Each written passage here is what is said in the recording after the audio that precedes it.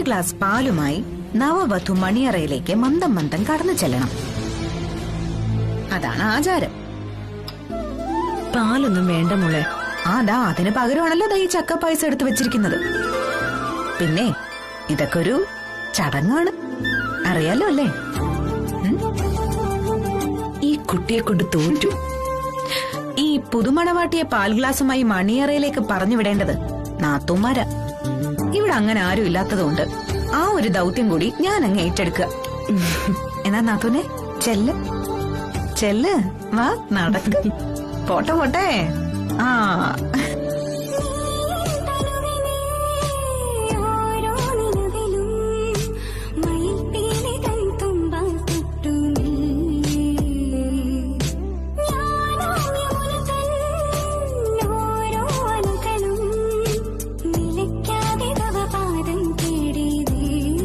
നമ്മൾ നമ്മുടെ ഡ്യൂട്ടി ചെയ്തു. ഇനി തുറന്നിട്ട ജാലകങ്ങൾ അടച്ചോട്ടെ, തൂവൽ കിടക്ക വിരിച്ചോട്ടെ.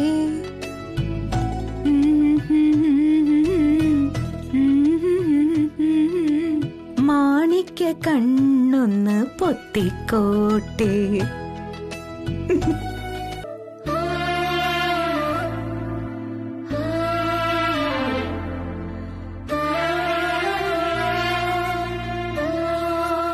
എന്താ ഒറ്റയ്ക്ക് മാറി നിൽക്കുന്നത്?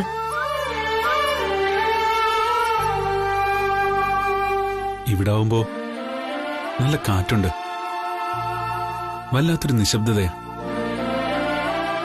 ഞങ്ങളുടെ ഫ്ലാറ്റ് എങ്ങനെ, ഇഷ്ടപ്പെട്ടോ? ഇഷ്ടപ്പെട്ടില്ല. ഫ്ലാറ്റ് അല്ല ഇഷ്ടപ്പെടാത്തത്, ഞങ്ങളുടെ ഫ്ലാറ്റ് എന്ന് മീര പറഞ്ഞില്ലേ, അതെനിക്ക് ഇഷ്ടമായില്ല. നമ്മുടെ ഫ്ലാറ്റ് എന്നല്ലേ പറയേണ്ടത്. അത്രയ്ക്കൊന്നും ഞാൻ ആലോചിച്ചില്ല. ഇനി ഞങ്ങളും നിങ്ങളും ഇല്ല, നമ്മൾ മാത്രമേ ഉള്ളൂ.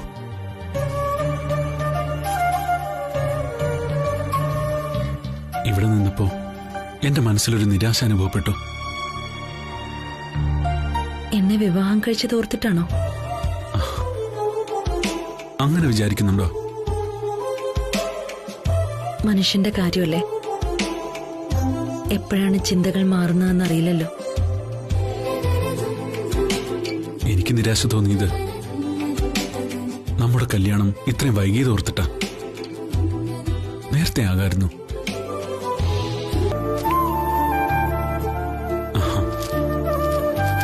എന്നും രാവിലെ നടക്കുന്ന ശീലമുണ്ടോ? ഒരമണിക്കൂർ. രാവിലെ കുറച്ച് നടക്കുന്നത് നല്ലതാ. പണ്ടൊക്കെ 10-12 കിലോമീറ്റർ നടക്കുമായിരുന്നു. ഇപ്പൊ വയ്യ, മനസ്സെത്തുന്നിടത്ത് കാലെത്തുന്നില്ല. രാത്രി ഉറക്ക സുഖമായോ? ശരിക്കും ഉറങ്ങാൻ പറ്റിയില്ല. അയ്യോ, അതെന്താ, കൊതുകിന്റെ ശല്യം ഉണ്ടായിരുന്നു? അതല്ല, ബാൽക്കണിയിൽ മീര്യമായി സംസാരിച്ചിരുന്ന സമയം പോയത് അറിഞ്ഞില്ല. ജസ്റ്റ് ഒന്ന് മയങ്ങനെ പറ്റിയോളൂ.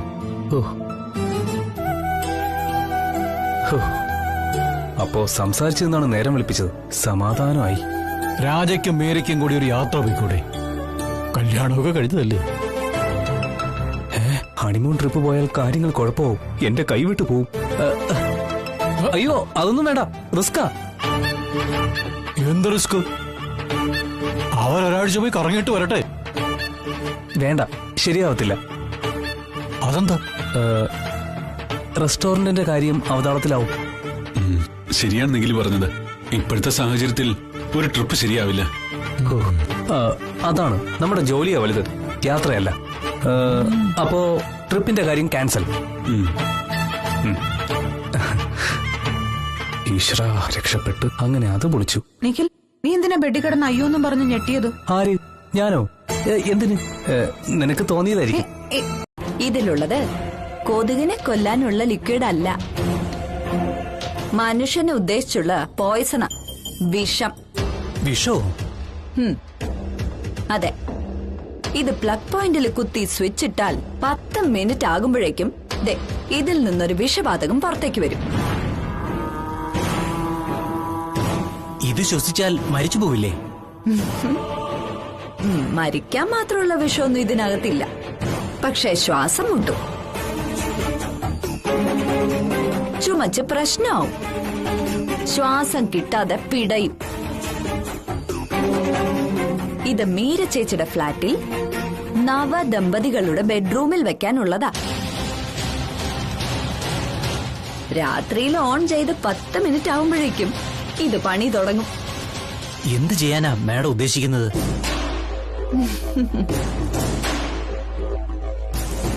ഇത് മീര ചേച്ചിയുടെ ബെഡ്റൂമിൽ വെക്കണം. അതിന് എനിക്ക് വക്കച്ചന്റെ സഹായം വേണം.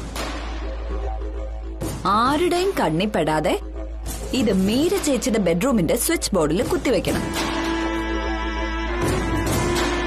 രാത്രിയില് സ്വിച്ചിട്ട് കഴിഞ്ഞാ ഇതിൽ നിന്നൊരു വിഷവാതകം പുറത്തേക്ക് വരും. മീര ചേച്ചിയും രാജയും അവശരാവും. അപ്പൊ അവര് വക്കച്ചനെ സഹായത്തിനായിട്ട് വിളിക്കും.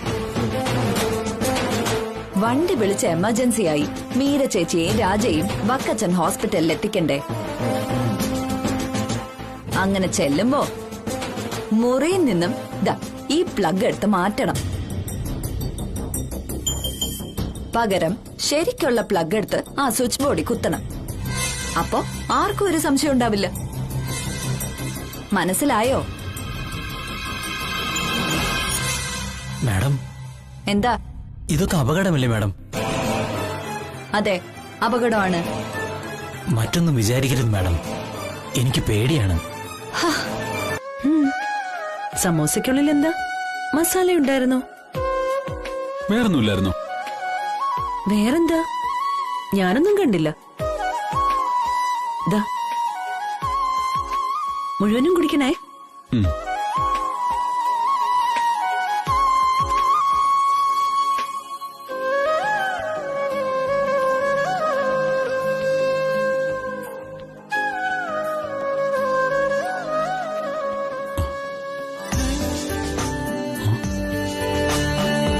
ഇത്രനാളും കൂട്ടിലിട്ട കിളിയെ പോലെ അമ്മ ഈ ഫ്ളാറ്റിന്റെ 4 ചുവരുകൾക്കുള്ളിലായിരുന്നില്ലേ?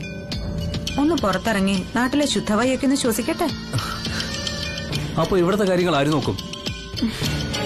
ഇവിടെ ഇപ്പൊ എന്ത് കാര്യം ഇന്ന് മുടങ്ങിയത്? ഒന്നിനും ഒരു കുറവും ഉണ്ടായിട്ടില്ല. അമ്മ ഉണ്ടാക്കി വെച്ച ആഹാരം മുത്തശ്ശനെടുത്ത് കഴിച്ചു. ഞാൻ വന്നപ്പോ ചായ ഇടാൻ തുടങ്ങി. എനിക്ക് മുത്തശ്ശനും കൂടി പിന്നെ ഞാൻ ചായ ഉണ്ടാക്കി. അമ്മയെ കാണാത്തന്റെ ഒരു വിഷമമുണ്ട് മുഖത്ത്. അത് 2 ദിവസം അങ്ങനെയൊക്കെ തന്നെയായിരിക്കും.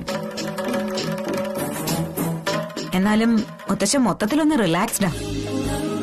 ഒരു പ്രായം എത്തിയിട്ടും വീട്ടിൽ ഒറ്റപ്പെട്ട് നിൽക്കുന്ന മകളെ വിവാഹം കഴിപ്പിച്ചയച്ച ഒരു അച്ഛന്റെ ആശ്വാസം ആ മുഖത്തുണ്ട്. അത് ഉള്ളിലെ വിഷമം പുറത്ത് കാണിക്കാത്ത. പിന്നെ മുത്തശ്ശൻ എന്ത് ചെയ്യണമെന്നാ നീ പറയുന്നേ?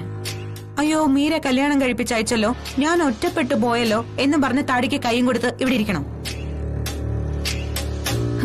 ചില സമയത്തെ മങ്കൊമ്പിൽ രാധാകൃഷ്ണൻ ഉണിത്താനേക്കാളും പഴഞ്ചനായിട്ടാ നീ ചിന്തിക്കുന്നത്. നിഖിലിപ്പോ ചായ കുടിക്കുന്നുണ്ടോ? എപ്പോഴും ഉണ്ടാക്കി ഫ്ലാസ്കിലാക്കി വെച്ചിരിക്കുന്ന ചായയല്ലേ? എനിക്ക് വേണ്ട. ഹാ, ഫ്രഷ് ആയിട്ട് ഉണ്ടാക്കി തരാടാ. വേണ്ട. ആ, വേണ്ടെങ്കി വേണ്ട. അമ്മ ചെയ്യുന്നത് പോലെ പുറകെ നടന്നിട്ട് നിഖിൽ മോനെ ചായ കുടിപ്പിക്കാനൊന്നും എന്നെ കിട്ടില്ല.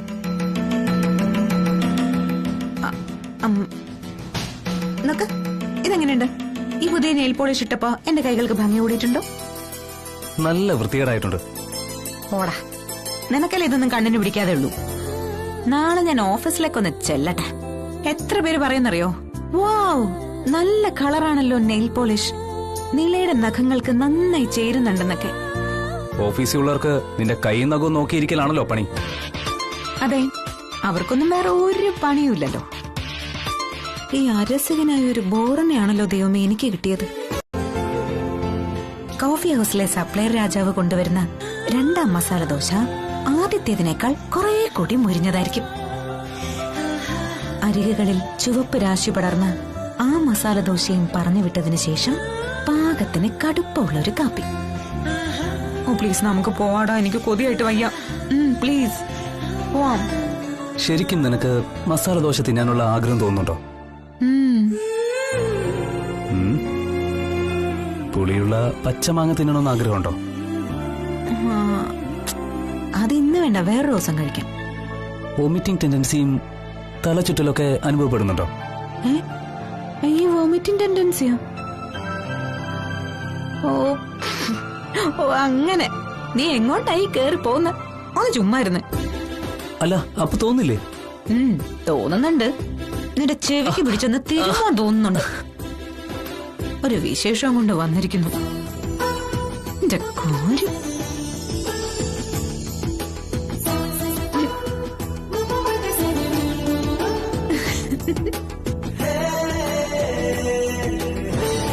സന്ധ്യയായിട്ടും കാണുന്നില്ലല്ലോ എന്ന് ഞാൻ വിചാരിച്ചതേ ഉള്ളൂ.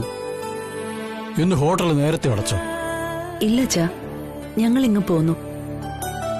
മീരയ്ക്ക് നിർബന്ധം നേരത്തെ വീട്ടിലെത്തണമെന്ന്. സന്ധ്യയ്ക്ക് വിളക്ക് വെക്കുന്ന സമയത്ത് ഇവിടെ ഉണ്ടാവണമെന്ന് തോന്നി.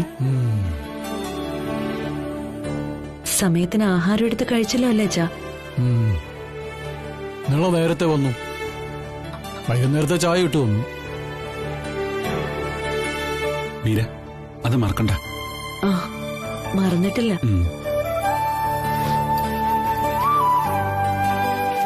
ഇതാ ചാ. എന്താ ഇത്? ഇന്നൊരാള് സ്വയം കിച്ചണിൽ കയറി ഉണ്ടാക്കിയതാ.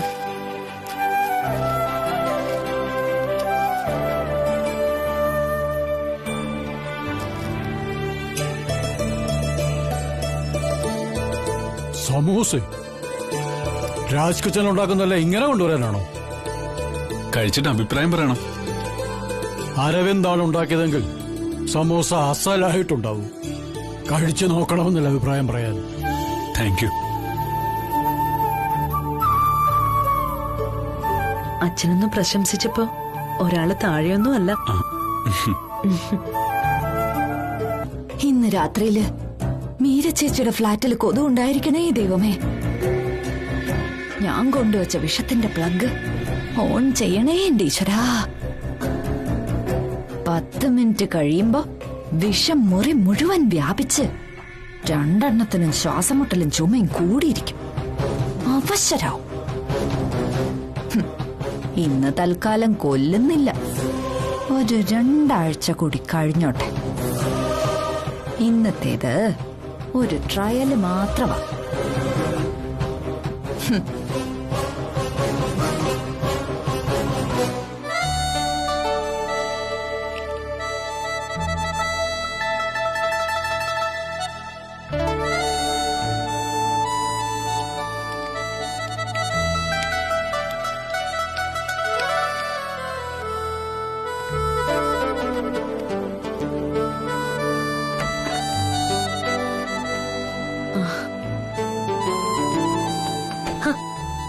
ഞാൻ തട്ടിക്കുടഞ്ഞ് വിരിച്ചോളാം.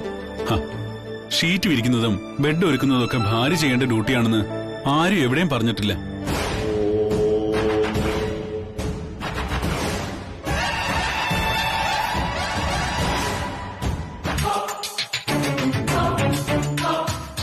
അത് തന്നെയാ സംഭവിച്ചത്. പണി എനിക്ക് തിരിച്ചു കിട്ടിയതാ.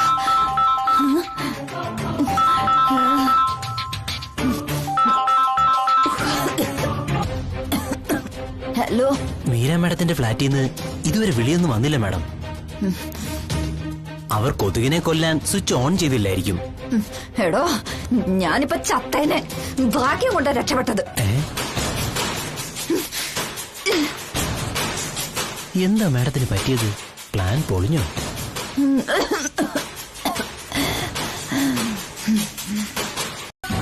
ചുരുക്കത്തിൽ 2 ജോഡി ദമ്പതികൾ അറമാദിക്കുകയാണ് ഫ്ലാറ്റിൽ. നമുക്കും അവിടം വരെ ഒന്ന് പോയാലോ ദേവി? എന്തിന് 3ാമത്തെ ജോഡിയായിട്ട് അറമാദിക്കാന്? ഞാൻ ഉദ്ദേശിച്ചത് കൂടുതൽ ഉദ്ദേശിക്കണ്ട. ദേ കൊച്ചിരിക്കുന്നു, അല്ലെങ്കിൽ ഞാൻ വല്ലതും പറഞ്ഞേനെ. മീരയുടെ ജീവിതം ഉദ്ദേശിച്ചതിൽ ഹാപ്പിയാണ് അല്ലേ നിഖിലേ? അതെ. അത് കേൾക്കുമ്പോഴാ എന്റെ ചങ്കിടിക്കുന്നത്. കുഞ്ഞമ്മ പറഞ്ഞു തരുന്ന ഐഡിയകൾ പ്രയോഗിക്കുന്നുണ്ടെങ്കിലും എനിക്ക് ടെൻഷനുണ്ട്. അതൊക്കെ ഉണ്ട്, തുറന്നു പറയാലോ. നിഖിലേ, നിങ്ങളുടെ കാര്യത്തിൽ ഞാൻ അത്ര ഹാപ്പിയല്ല. എപ്പോഴാണെന്ന് അറിയത്തില്ല അരവിന്ദ് രാജ കയറി ഗോളടിക്കുന്നത്.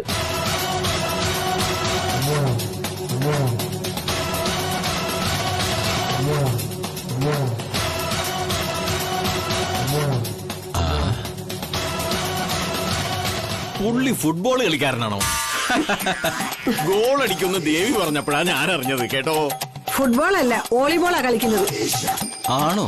ഓ, ഒന്നും മിണ്ടാതിരുന്നേ. ഓക്കെ, ദേവി പറഞ്ഞോളൂ. മോനെ, അടുത്ത മാസം നിള ഛർദിക്കണം, അവക്ക് തല ചുറ്റണം, ക്ഷീണം ഉണ്ടാവണം. ആശുപത്രി ചെല്ലുമ്പോ ഡോക്ടർ പറയണം വിശേഷമുണ്ടെന്ന്. അന്ന് ഞാൻ നിനക്ക് സൂപ്പർ ഒരു പാർട്ടി നടത്തിയിരിക്കും. മനസ്സിലായോ? മനസ്സിലായി. കുഞ്ഞമ്മ, പാർട്ടി നടത്താൻ തയ്യാറായിക്കോ.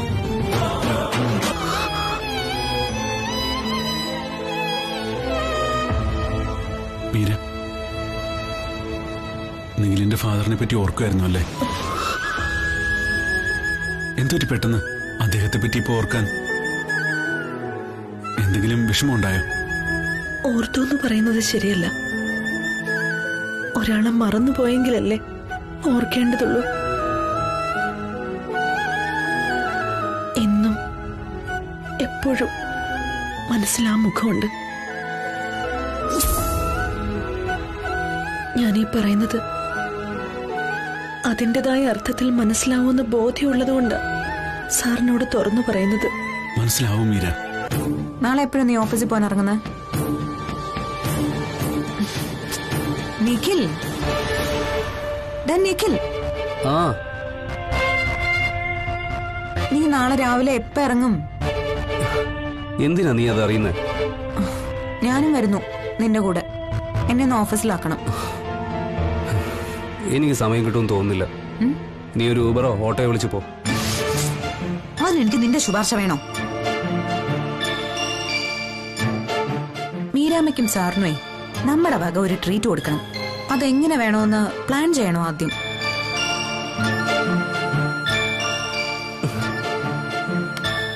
നിന്റെ അഭിപ്രായം എന്താ? ഇവിടെ വെച്ച് വേണോ അതോ പുറത്തെവിടെങ്കിലും വെച്ച് വേണോ? ഇപ്പോ ചൊറിഞ്ഞുടയും കാണൂ. എന്താടാ നീ എന്താ പറഞ്ഞേ?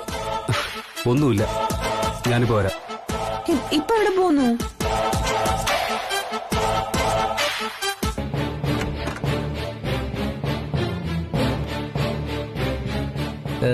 ചൊറിഞ്ഞില്ലേ? ചൊറിഞ്ഞില്ലെന്നോ? ഇത് ഞാൻ പൊടി വിതറിയ ടീഷർട്ട് അല്ലല്ലോ. അപ്പോ അതിട്ടില്ലേ? ദൈവമേ, നിങ്ങൾ എന്താ ചോദിച്ചത്? എനിക്കൊന്നും മനസ്സിലായില്ല. അല്ല, അപ്പുറത്തെ റൂമിലെ ഒരു പ്രത്യേകതരം പ്രാണിയുണ്ട്. തൊട്ടാ ദേഹം മൊത്തം ചൊറിയും. അല്ല, ആ പ്രാണി തൊട്ടിട്ട് ചൊറിഞ്ഞില്ലേന്നാ ചോദിച്ചത്. ഇല്ലില്ല. നിനക്ക് ഉറങ്ങാറായില്ലേ? ഞാൻ ചിന്തിക്കായിരുന്നേ, ഇപ്പൊ എന്താ പറയാ, ചീട്ട് കളിക്കാൻ വിളിച്ചാലോ? അതെ, ഉറക്കം വരുന്നില്ലെങ്കിൽ നമുക്ക് കുറച്ചു നേരം ചീട്ട് കളിച്ചാലോ? ചീട്ട് കളിക്കാനോ ഈ സമയത്തോ? ആ, ഈ സമയത്ത് ചീട്ട് കളിക്കുന്ന രസം. ഭയങ്കര എൻജോയ്മെന്റ് ആയിരിക്കും. കാർഡ്സ് എന്റെ കയ്യിലുണ്ട്. പോയി കിടന്ന് ഉറങ്ങ നിഖില്. ഞാൻ റെഡി. നമുക്ക് റൗണ്ട് ചീട്ട് കളിക്കാം. അതാണ്. ഇതെന്താ ഇത്? ഓരോ രസമല്ലടോ. എന്നാ വാ, നമുക്കിരിക്കാം.